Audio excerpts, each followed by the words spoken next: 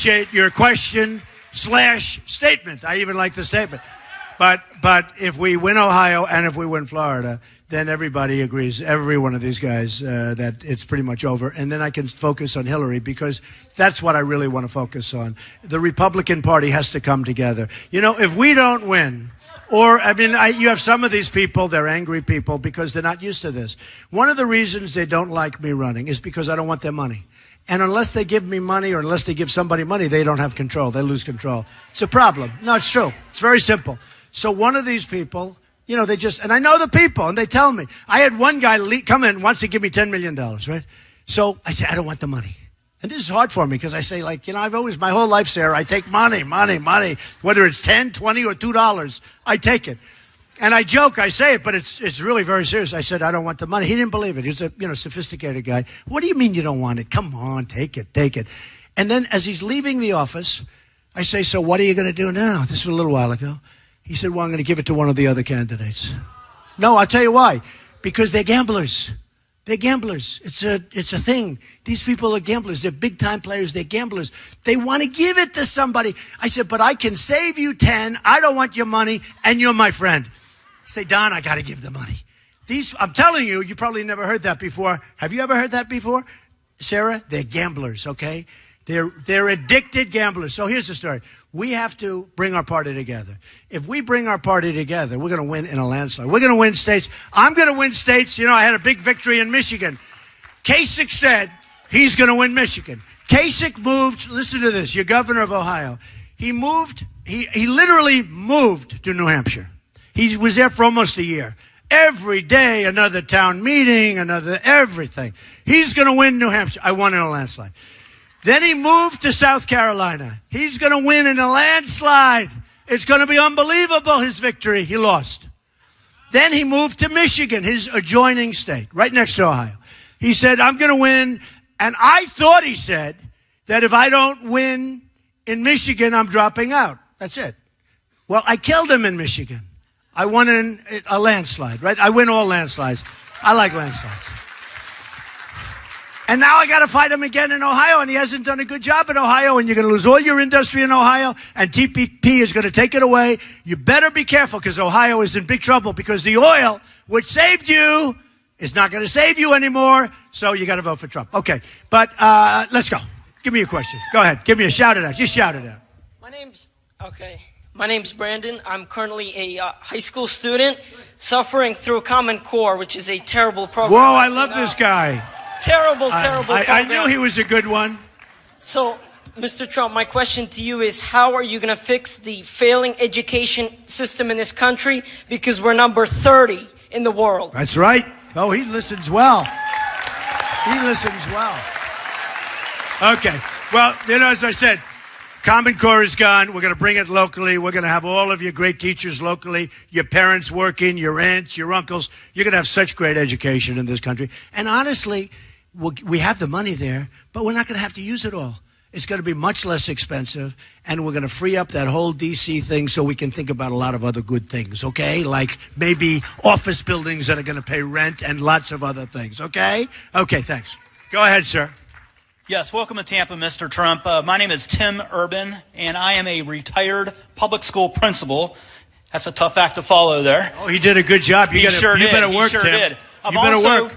I'm also a former Zephyr Hills city councilman. So I've served the public, and I respect what you're doing. My question is this.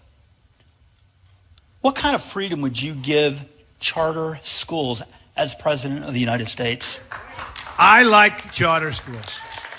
And I can tell you, and I know they're very controversial and a lot of things, but when you get them right, they're great. And I like charter schools, and I like competition between schools where you're competing. And when you get those charter schools right, we have some of the wealthy people of New York have sponsored chartered schools, and everybody wants to get in. And I know the unions have a problem with it. And I love so many of the teachers and so many of the people, even at the heads of some of the unions, where they're really good people. But I love charter schools. Charter schools are happening.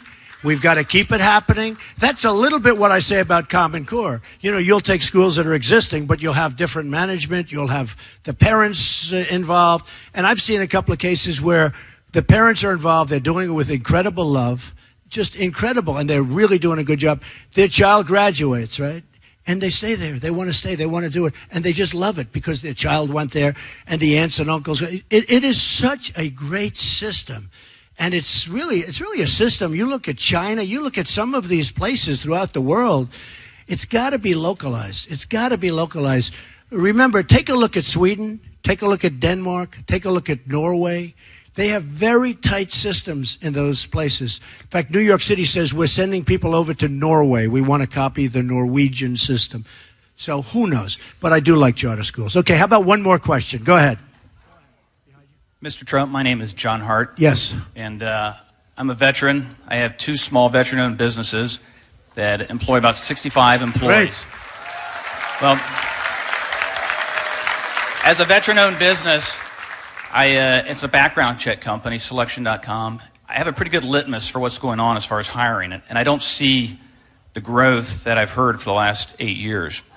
One of my questions is... By the way, there is no growth. There is none. I agree. Not that you don't see it. Your eyes are beautiful. There is no growth. Absolutely. You know where the growth is? The growth is going over to other countries. The growth is not here. It is. My question as a small business owner is the tax rate for corporations has gone, in some cases, 39.5% if you're successful.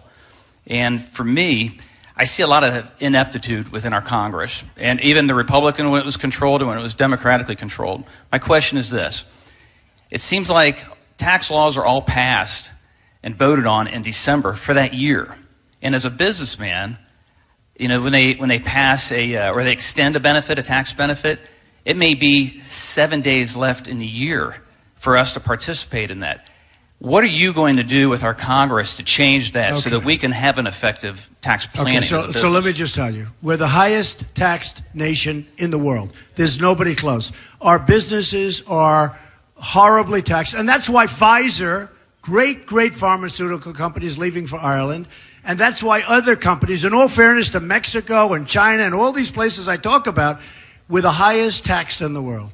So I put in a tax plan where businesses are going to be taxed at a much lower rate, where individuals are going to be taxed at a much lower rate. And it's going to have the effect of starting up the economy again.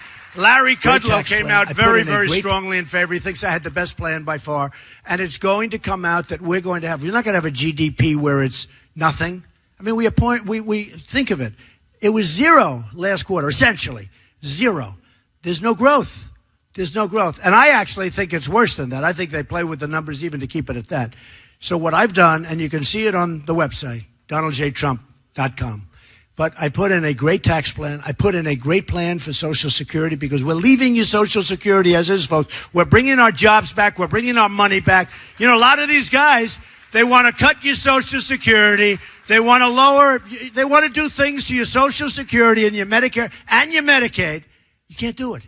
It's not fair. You've been paying into it. We're not going to do it. What we're going to do is make our country rich again. We're going to bring back all our jobs. We're going to create a great economy. So we have right now a wonderful tax plan. Our middle class in this country has been destroyed. It's like we don't have a middle class. Our middle class was always the backbone of the United States. The taxes are too high. You're being treated horribly. The middle class taxes are coming down. We have a very simplified code. We have 4 taxes, and taxes are way down. You watch what happens, and we're going to save Social Security. Okay? Thank you. Great question. So I just want to thank everybody. I want to thank Sarah and you should get home to that incredible husband. But I want to thank Sarah. I want to thank Pam. I want to thank Pam's mother, most importantly, I will tell you. But everybody, and Christie, what a great friend. And by the way, in New Jersey, they just announced today one of the lowest unemployment rates that they've had in years in the state of New Jersey. So I'm very proud of Chris. So, folks, thank you very much. And, Sarah, thank you very much, darling. You take care of yourself. Thank you, baby. Say hello. Say hello. Thank you, everybody. Thank you.